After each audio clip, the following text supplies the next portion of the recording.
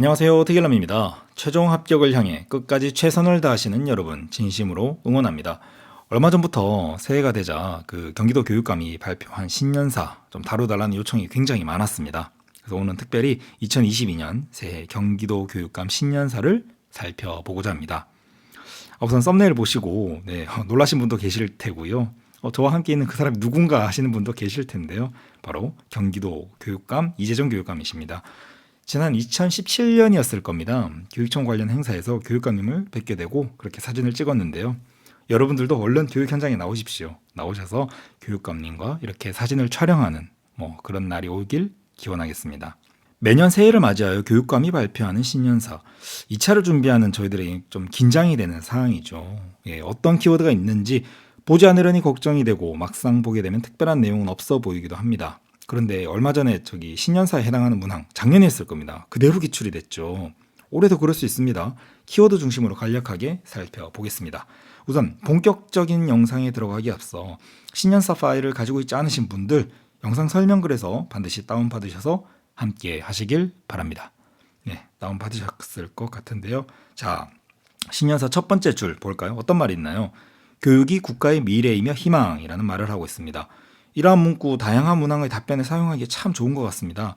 다양한 학교 현장에서 일어나는 문제들을 교육을 통해서 해결하는 사항이 굉장히 많죠. 대다수입니다. 그죠? 예를 들어서 비행 청소년을 대하는 사항, 학습 저성취 학생들을 중지하는 사항 등등 이런 모든 문항에서 답변을 하고 나서 마지막으로 말할 때 교육감 신년사의 첫 번째 줄에 나오는 사항, 교육이 국가의 미래이며 희망입니다 라는 말을 이렇게 쓰는 거죠. 이렇게 적절한 교육을 실시하는 것이 좋은 해결책이다라는 말을 할 때 교육감의 신년사의 한 글귀를 가져오서 이야기하는 거 좋은 방법인 것 같아요.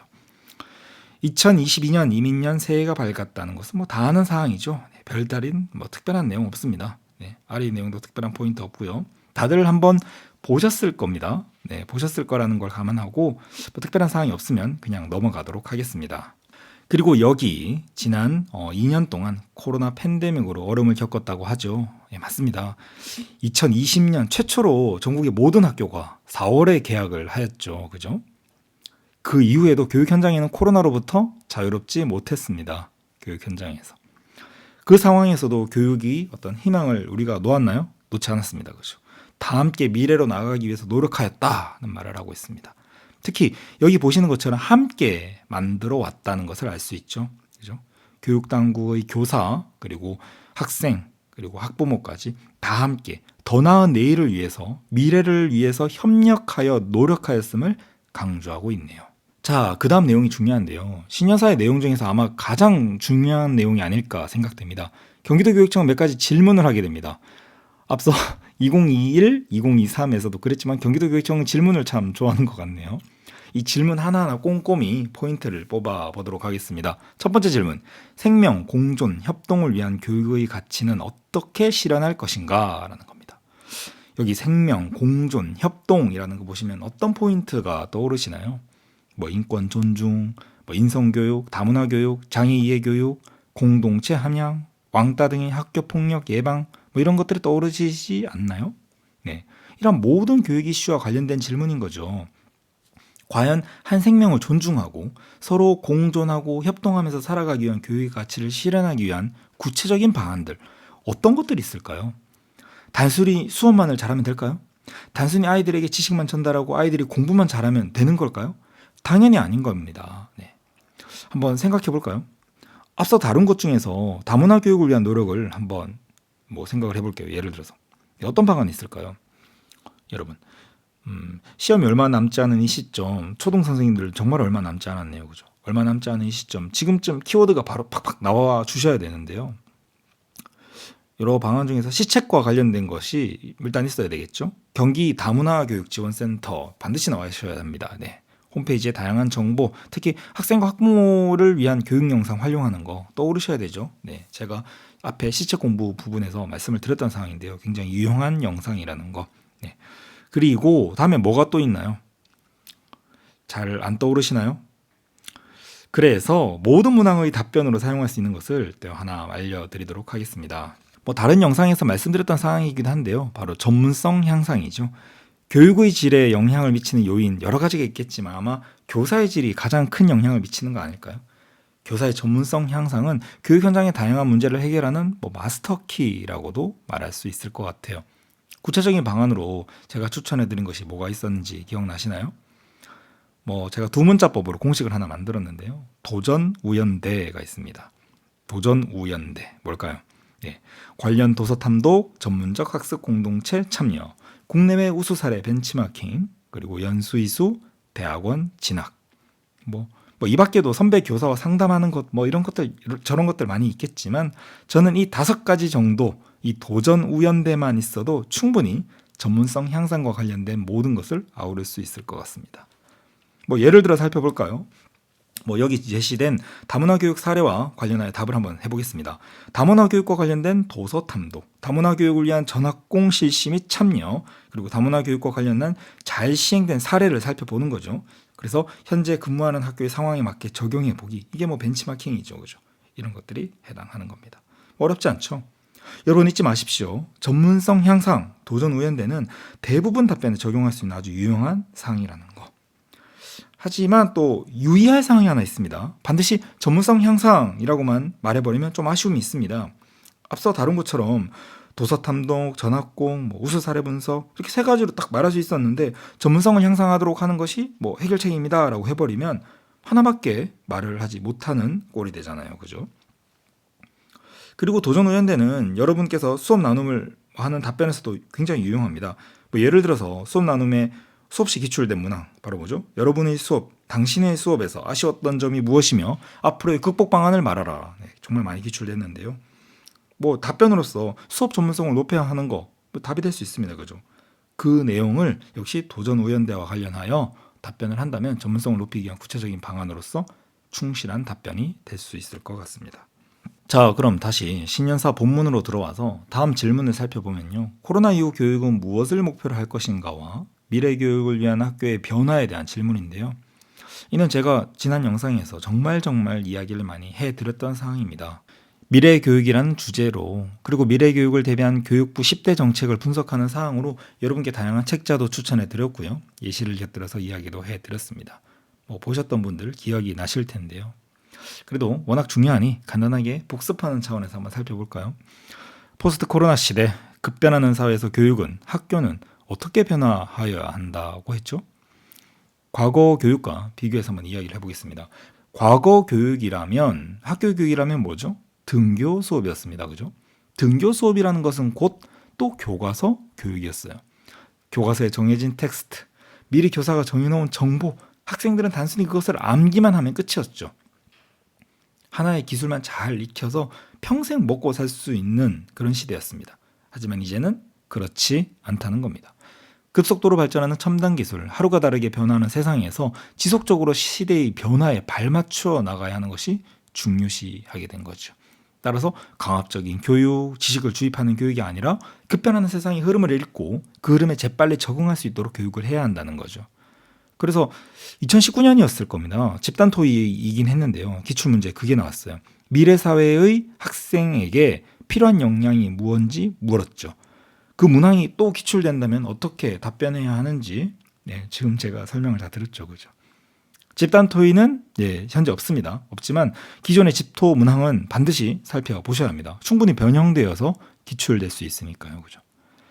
어쨌든 이 3가지 질문 정말 중요한 사항입니다. 제가 말씀드린 포인트 위주로 반드시 숙지하시기 바랍니다. 그리고 다음 페이지로 넘어가면요. 환경 변화와 인구 감소를 또 지적하고 있네요. 그리고 다음 줄에 최근 가장 뜨거운 감자, 바로 메타버스가 나오고 있네요. 최근 뉴스나 신문 기사를 보면 정말 하루도 빠짐없이 이게 나오는 것 같아요. 이 개념이. 너무나 중요한 핫이슈죠. 핫이슈. 면접 문항으로 등장할 수 있습니다. 간단하게 살펴보고자 합니다. 메타버스란 초월을 의미하는 메타와 세계, 우주를 의미하는 유니버스, 이것이 합성된 용어입니다. 직역하면 뭐가 되죠? 가상의 우주, 가상의 공간, 가상의 세상, 이렇게 생각하시면 되는 거죠. 처음 이 개념이 등장할 당시에는 단순히 아바타가 어떤 공간에 들어가기만 하는 그런 세계였어요. 그걸로 끝났어요. 하지만 점점 관련 기술이 발전합니다. 그죠? 진화를 하는 거죠. 그래픽이 더 현실 세계와 가까워지고 현실감 있어지고 관련 통신 기술이 또 발전하죠. 엄청나게 발전하면서 버퍼링도 걸리지 않게 되고요. 그러다 보니까 단순히 어떤 가상의 공간에 들어가기만 하는 게 아니라 그 공간에서 다양한 활동도 하게 되는 거죠. 아바타끼리 이렇게 만남을 하는 것에 그치지 않고 만나서 경제활동, 문화활동, 교육활동 등등을 하기에 이릅니다. 요즘 뉴스 보시면 나오죠. 어떤 대학은 최근 신입생 환영회를 그렇게 하기도 했고요. 네, 사진 보이시죠? 그리고 어떤 금융회사는 이렇게 임원 회의를 개최하게 됐습니다. 회의를 이렇게 해버렸네요. 농협이네요. 그리고 얼마 전 성남시에서는 신규 공무원 연수 그때 한 300명 정도 됐는데요. 300명이나 되는 신규 공무원들이 이렇게 모이기 힘들었죠. 이 시국에. 그러다 보니까 이거를 또 메타버스로 진행했다고 하더라고요. 혹시 압니까? 여러분들 올해 합격하고 나서 연수를 경기도교육청에서 그렇게 진행할지 할 수도 있겠죠, 그죠? 최근 이렇게 코시국이 되면서 비대면이 증가되고 있습니다. 중시되고 있습니다, 그죠? 그리고 메타버스는 더 급속도로 발전하게 되는 겁니다. 코로나로 인해서 발전한 대표적인 분야 중에 하나라고 할 수 있겠죠. 좀 더 디테일한 사항을 말씀드리면요. 미국의 기술연구단체로서 Acceleration Studies Foundation ASF라는 단체에서 메타버스의 4가지 유형을 제시했습니다. 바로 Augmented Reality, Life Logging, Mirror Worlds, Virtual Worlds입니다. 각각을 살펴볼까요? 아니 뭐 이런 것까지 알아야 돼? 라고 생각하실 수 있어요. 네, 그런데요. 저는 여러분 이거 알고 계셔야 될 것 같아요. 특히 첫 번째 이 AR, Augmented Reality 같은 경우는 이미 교육 현장에 아주 깊숙이 들어와 있거든요. 한번 살펴볼까요? 가장 먼저 Augmented Reality, AR부터 살펴보도록 하겠습니다. 이 증강현실이라고도 하는 이것은 뭐 하나의 예시만 딱 말씀드리면 바로 아실 것 같아요. 바로 포켓몬고입니다. 뭐 해보신 분도 계실 텐데요. 현실에 그러니까 리얼리티에 뭐 오그멘트 되는 겁니다. 오그멘트가 뭐죠? 증가된 이런 거죠. 뭐가 증가된다는 걸까요? 텍스트, 이미지, 동영상 이런 것들이 증가되는 거예요. 즉 정리하자면 현실의 공간에 2D 또는 3D 방식으로 정보가 추가되는 겁니다. 증강되는 거죠. 포켓몬고 화면을 보여드리면요. 이렇게 현실 공간에 스마트 디바이스를 딱 가져가면 피카츄가 등장하는 거죠. 이뿐인가요? 최근 자동차 내비게이션을 보면 여러분께 길을 안내하는 화살표나 정보 이런 것들이 오그멘트 되는 거죠. 어떤 개념인지 아시겠죠? 현재 교육 현장에서 사례가 있다고 말씀드렸죠, 그죠? 지리교육 분야였는데요. 이렇게 평범한 지구본에 스마트 디바이스를 가져가면 이렇게 해당 지역의 명소가 3D 방식으로 나타나는 겁니다. 어때요? 앞으로 교육 현장에서 많이 활용될 것 같지 않나요? 여러분들 교과와 관련해서 활용 방안들 생각해 보시면 좋을 것 같아요. 그리고 다음 유형은 라이프 로깅입니다. 원어를 그대로 해석하면 삶을 기록하는 건데요. 누구의 삶을 어디에 기록한다는 걸까요? 바로 개개인의 일상을 인터넷이나 스마트 기기에 기록하는 거죠. 여러분들 중에도 SNS에 일상을 기록하시는 분들 많이 계실 겁니다. 페이스북, 인스타그램 이런 것들 기록하시는 분들 많이 있을 건데요. 정리하자면 일상생활의 디지털 방식 기록이라고 할 수 있는데요. 그런데 이게 어떻다는 거죠? 사람들이 이걸 왜 한다는 겁니까? 네, 설명드리겠습니다. 지금부터. 취미나 건강, 여가 등등 개인의 생활 전반의 정보를 기록합니다. 기록하면서 여러분들 해보신 분들께 제가 여쭤보면 이거 하면서 어떤 생각하셨어요? 어떤 기대를 하셨나요? 그렇죠. 다른 사람들의 피드백을 기대하셨죠. 그죠? 해보신 분들 잘 아실 겁니다. 그리고 실제로 타인이 이렇게 반응을 해주시면 어떤가요? 만족스럽지 않은가요? 그렇죠. 근데 중요한 건 이렇게 기대를 하고 만족을 하는 것에 한계가 있었어요? 그러니까 여러분들 SNS에 올린 거에 좋아요가 100개만 되면 만족해 라고 하시나요? 100개, 1000개, 10,000개 돼도 만족이 안 되시지 않나요? 그렇죠. 그래서 반복적으로 지속적으로 개개인은 자신의 정보를 올리게 되고 타인의 반응을 기대하며 그 다양한 타인의 반응을 보면서 또 만족을 하기도 하고 또다시 정보를 올리고 그런 것이 반복이 되는 거죠. 이해되시죠? 이것이 바로 라이프 로깅입니다. 그리고 다음 유형은 바로 미러월즈입니다. 원어 그대로 해석하면 거울 세계인데요. 거울 보시면 어때요, 여러분? 똑같은 걸 반사해주죠. 그러니까 현실 세계를 거울처럼 똑같이 보여주는 겁니다. 인터넷의 3차원으로 말이죠. 3차원 컴퓨터 그래픽으로 재현을 해서 시뮬레이션 등을 통해서 보여주는 세상인 겁니다. 가장 대표적인 예시가 구글어스죠. 그죠? 구글에서 제공하는 지도입니다. 지도를 보면 정말 세상을 똑같이 보여줄 뿐만 아니라 오히려 실제 세상의 모습에 추가적인 어떤 유용한 정보를 넣어주기도 하는 겁니다. 아주 유용합니다. 그죠? 네. 이뿐인가요? 줌으로 여러분 화상회의 해보신 분들 계실 텐데 이건 역시 미러월즈의 예시입니다. 회의를 하는 회의실을 거울 3개에 복사를 해서 회의를 하는 거니까요. 거울 3개의 현실과 똑같이 이렇게 회의실을 만들어 주는 겁니다. 그죠? 미러월즈 이해되시죠? 그리고 마지막 유형은 버추얼 월드입니다. 가상 세계, 가상 현실이라고도 하는데요. 이는 앞서 살펴본 어그먼트 리얼리티와 좀 비슷한 개념입니다. 하지만 좀 다른 개념이기도 한데요. 네. 그 AR이 현실 세계의 특정한 정보가 증가되어서 제시되는 것과 달리 VR은 가상의 현실 세계를 보게 하는 겁니다. 이 VR이 여러분들 보통 이 용어를 딱 접하게 되면 뭐를 제일 많이 떠올리시죠? 바로 이 VR 글래시즈라고도 하는데요. 이 헤드 마운트 디스플레이 많이 떠오르시죠? 네. 요렇게 생겼는데 이거 저희 학교에서 사용하는 헤드 마운트 디스플레이를 한번 보여드리면 이런 식입니다. 이렇게 머리에 착용하는 밴드가 있습니다. 네, 벨크로라고 하죠. 이렇게 사이즈 조절도 가능하고요. 네. 이 부분으로 제시되는 화면을 이렇게 보게 되죠. 이제 이렇게 이 부분으로 화면을 보게 됩니다. 제시되는 화면. 그리고 하단을 보시면 이어폰을 끼우는 부분이 있죠. 그죠? 예, 여기에 이어폰을 끼워서 하게 되면 시각적인 정보와 더불어서 청각적인 정보도 접할 수 있게 됩니다. 저도 직접 해봤는데요. 굉장히 신기하더라고요. 그런데요, 이 VR은 반드시 헤드마운트 디스플레이로만 만나는 건 아닙니다. 이미지를 하나 더 보여드리면 이건 제가 근무하는 학교 가상현실 스포츠실 부분인데요. 네, 이렇게 헤드마운트 디스플레이를 착용하지 않고 있습니다. 사진상으로 잘 보이시나요? 이거 안 하고 있어요. 아이가 그냥 마스크만 쓰고 있는 거고요. 네, 아무것도 착용하고 있지는 않은데 스크린을 통해서 가상현실을 만나고 있습니다. 이건 역시 VR이 한 유형인 거죠. 굳이 또 설명을 더 드리자면 헤드마운트 디스플레이를 착용하고 만나는 가상현실을 몰입형 가상현실이라고 합니다. 몰입형. 그리고 헤드마운트 디스플레이 이외의 스크린 등등을 통해서 만나는 그런 가상현실은 비몰입형 가상현실입니다. 각각의 장단점이 있어요. 네, 헤드마운트 디스플레이를 착용하는 몰입형의 경우는 더 실감나는 가상세계를 만날 수 있습니다. 그런 장점은 있는데요. 10분에서 20분 정도 착용하면 울렁증이 생깁니다. 저도 한 20분 정도 되니까 너무 어지럽더라고요.